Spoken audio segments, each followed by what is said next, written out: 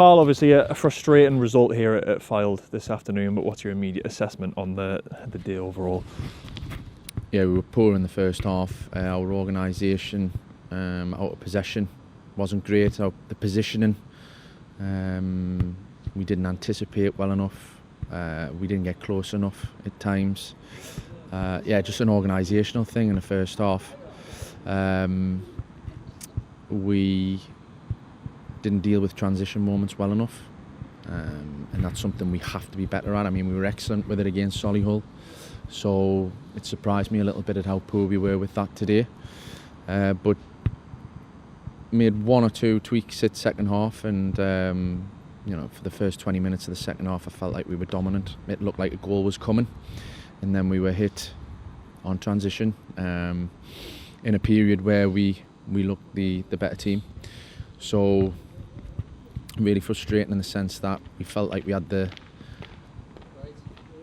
game in the early stage of the second half, and then allowed soft goals really on transition moments. So we've been punished for a lack of concentration in possession, and some of our sloppy play has allowed them into the game.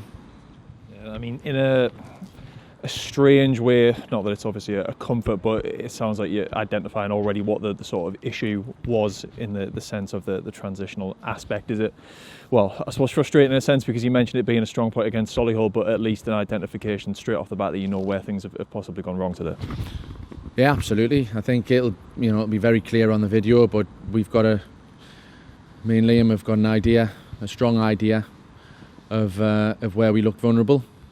So that needs to be addressed. But I just think in possession we were sloppy in the first half. We weren't brave enough to offer the ball carrier options, which is unlike us. Credit to Fylde, they stepped on us, but that's what we want. We want teams to come and step on us, and then that triggers movements and midfielders to support. But I felt like we were a little bit unpredictable in our play out. We didn't really have great control in the first half.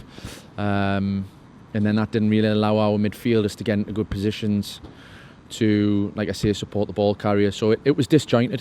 It was really disjointed in the first half, both in and out of possession. And then in second half, I felt like we were much better for the first 20-25 minutes. And then, like I say, once they get the second goal, that's a killer.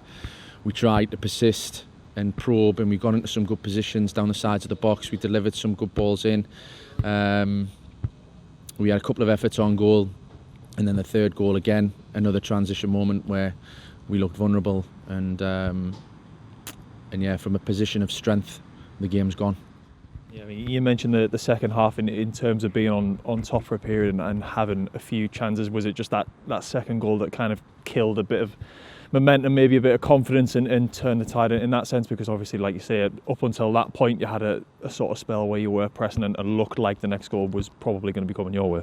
Yeah, exactly. But in those moments can happen in games. There was still plenty of time left in the game after the second goal to keep persisting, and I felt they did to a certain degree. The third goal really kills it, but obviously, the way we want the players to be, we want them just to be relentless till the very end.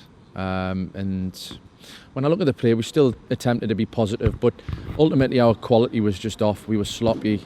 You're seeing players, giving away the ball or misplacing passes, and it's uncharacteristic for them. So it was an off day in possession. There's no doubt about that.